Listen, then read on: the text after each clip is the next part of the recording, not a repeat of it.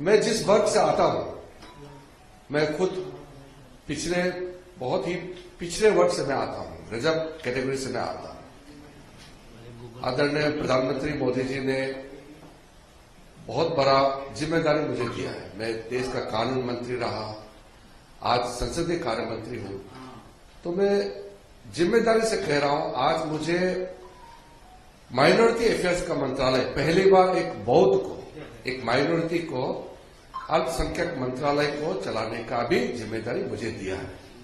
इसलिए बहुत जिम्मेदारी के साथ मैं कहना चाहता हूं कि कांग्रेस नेता श्री राहुल गांधी ने नागपुर में जाकर के संविधान के नाम से संविधान सम्मान का कोई कार्यक्रम किया। मैं उसको आपत्ति करता हूं। जो इंसान संविधान को सम्मान नहीं करते हैं, उसके हाथ में संविधान का किताब, उसके मुंह से संविधान का शब्द निकलना, मैं इसका आपत्ति करता हूं। पहले कांग्रेस पार्टी जवाब देना चाहिए कि बाबा साहब भीमराव अंबेडकर जी से लेकर के उनके द्वारा रचना किया हुआ संविधान को जो अपमान किया है, वो जवाब पहले देना चाहिए।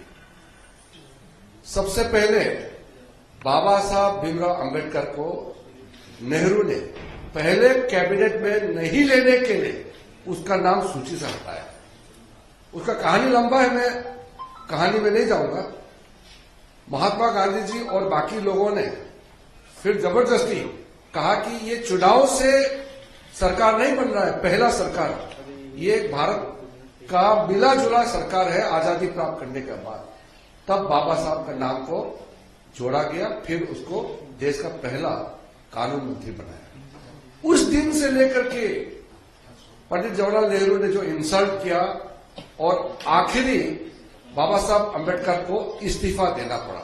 मैं फिर से कहना चाहता हूं, बाबा साहब भीमराव अंबेडकर का वो इस्तीफा पत्र क्यों पंडित जवाहरलाल नेहरू प्रधानमंत्री होते हुए अंबेडकर जी को इतना अपमानित किया, उसको रहने लायक नहीं छोड़ा मंत्रिमंडल में, आखिरकार उसको इस्तीफा देना पड़ा। उसके बाद से लेकर के 42nd अमेंडमेंट में संविधान का जो ढांचा होता है उसको ही बदल दिया।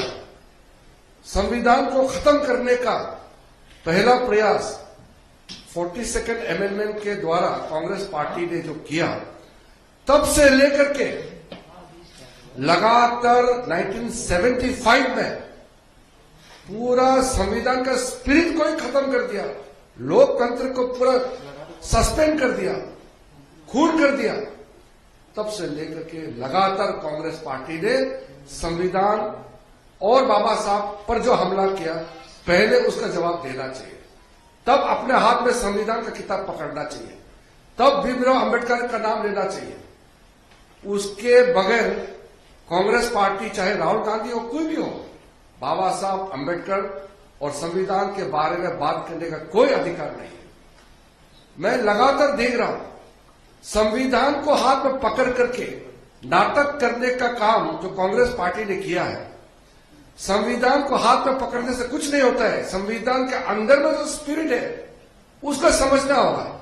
इसलिए नागपुर में नीला रंग का छोड़ करके लाल रंग में संविधान का कवर पिक्चर डाल करके राहुल गांधी ने नकली संविधान बांटने का काम किया।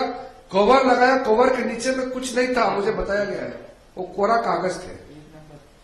संविधान के बारे में ABC नहीं मालूम है राहुल गांधी को, और संविधान किताब